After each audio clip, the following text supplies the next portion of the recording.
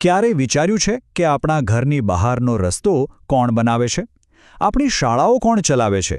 કે પછી દેશની સરહદોનું રક્ષણ કોણ કરે છે? આ બધા જ સવાલોનો જવાબ એક જ શબ્દમાં છે: સરકાર. પણ આ સરકાર છે શું અને એ કામ કેવી રીતે કરે છે? ચાલો આજે આપણે આને એકદમ સરળ ભાષામાં સમજીએ. ક્યારે એવું વિચાર આવ્યો છે કે કરોડો લોકોનો આ દેશ, આટલી બધી વિવિધતા, આટલી બધી બાબતો, આ બધું એક સિસ્ટમમાં વ્યવસ્થિત રીતે ચાલે છે કેવી રીતે? ના, આ કોઈ જાદુ નથી. આની પાછળ એક સુવ્યવસ્થિત તંત્ર કામ કરે છે. અને આ તંત્રના કેન્દ્રમાં જે શક્તિ છે એને જ આપણે સરકાર કહીએ છીએ. સરકારને સમજવા માટેનું સૌથી સરસ ઉદાહરણ છે દેશનું એન્જિન. વિચારો, ગાડી ભલે ગમે તેટલી સારી કેમ ન હોય, પણ જો એમાં એન્જિન જ ન હોય તો એ 1 ઇંચ પણ આગળ વધવાની નથી. બસ એવી જ રીતે સરકાર દેશને પોતાની નીતિઓ અને નિર્ણયોથી ગતિ આપે છે. કલ્પના કરો, જો સરકાર ન હોય તો બસ એક મોટો ટ્રાફિક જામ, કોઈ નિયમ નહીં, કોઈ દિશા નહીં અને કોઈ ક્યાંય પહોંચી શકે નહીં. સારું, તો એ તો સમજાઈ ગયું કે સરકાર એક એન્જિન જેવી છે. પણ આ એન્જિન આખરે કરે છે શું? એના મુખ્ય કામ કયા છે જે આખા દેશને સરળતાથી ચાલતો રાખે છે? ચાલો હવે સરકારની 4 મુખ્ય જવાબદારીઓ પર એક નજર કરીએ. જો સરકારના મુખ્યત્વે 4 કામ છે. પહેલું, સમાજમાં વ્યવસ્થા જળવાઈ રહે એ માટે નિયમો બનાવવા, જેને આપણે કાયદા કહીએ છીએ. બીજું, એ બનાવેલા કાયદાઓનું બધા બરાબર પાલન કરે એ જોવું. ત્રીજું, જો કોઈ વિવાદ થાય કે કોઈ નિયમ તોડે તો નિષ્પક્ષ રીતે ન્યાય કરવો. અને ચોથું, આપણા બધા માટે જરૂરી સુવિધાઓ જેવી કે હોસ્પિટલો, શાળાઓ અને સારા રસ્તાઓ બનાવવા. આ 4 પાયા પર જ આખો દેશ ટકેલો છે. આપણે સરકારનું કામ તો સમજી લીધું, પણ આ કામ કરે છે કોણ? સરકાર એટલે કોઈ એક વ્યક્તિ તો છે નહીં, એ તો એક બહુ મોટી સિસ્ટમ છે. તો ચાલો હવે જરા પડદા પાછળ જોઈએ અને જાણીએ કે આ શક્તિશાળી એન્જિનના મુખ્ય ભાગો કોણ છે. હવે આ જે છે ને એ સમજવું ખરેખર બહુ જ રસપ્રદ છે. સરકારના એમ સમજો કે 2 મુખ્ય ચહેરા છે. એક છે ચૂંટાયેલા પ્રતિનિધિઓ, એટલે કે એ લોકો જેમને આપણે પોતે મત આપીને પસંદ કરીએ છીએ. તેઓ દેશના મગજ જેવું કામ કરે છે, જે વિચારે છે, નીતિઓ બનાવે છે. અને બીજો ચહેરો છે વહીવટીતંત્ર, એટલે કે સરકારી અધિકારીઓ. તેઓ દેશના હાથ-પગ જેવા છે, જે એ નીતિઓને જમીન પર ઉતારે છે, લાગુ કરે છે. આ બંને એકબીજા વગર અધૂરા છે. જ્યારે આપણે ચૂંટાયેલા પ્રતિનિધિઓની વાત કરીએ ને, તો એ જ બધા લોકો જેમના નામ આપણે રોજ સમાચારોમાં સાંભળીએ છીએ. દેશના વડાપ્રધાન, રાજ્યના મુખ્યમંત્રી, અલગ-અલગ મંત્રીઓ અને આપણા વિસ્તારના સંસદ સભ્ય કે ધારાસભ્ય. દર 5 વર્ષે આપણને મત આપીને તેમને પસંદ કરવાની તક મળે છે.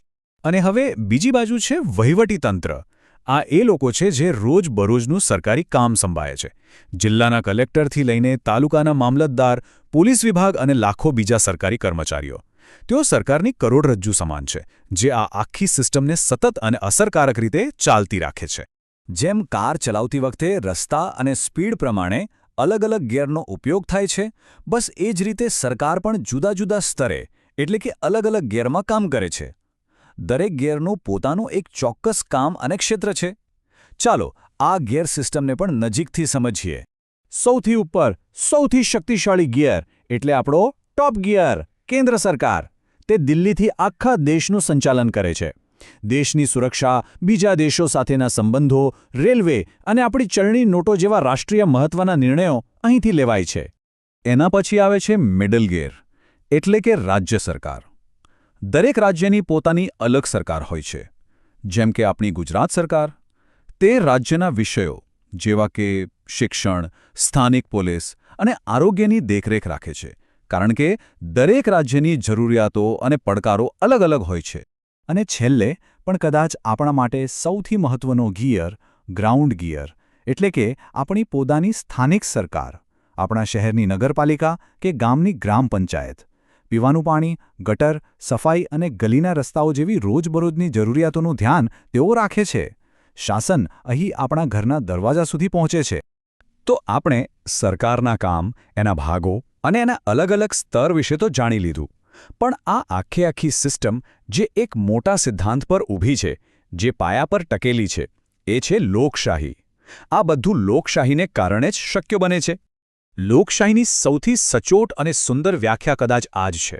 આ કોઈ રાજા મહારાજાનું શાસન નથી. આ લોકોનું શાસન છે, લોકો માટેનું શાસન છે અને લોકો દ્વારા જ ચાલતું શાસન છે. આનો સીધો અને સ્પષ્ટ અર્થ એ છે કે આ આખી સિસ્ટમના કેન્દ્રમાં અને શક્તિના અસલી સ્ત્રોતમાં સામાન્ય નાગરિક છે. આપણે શરૂઆત કરી હતી સરકારને એક એન્જિન કહીને. આપણે એના પાર્ટ્સ જોયા, એના ગિયર્સ સમજ્યા.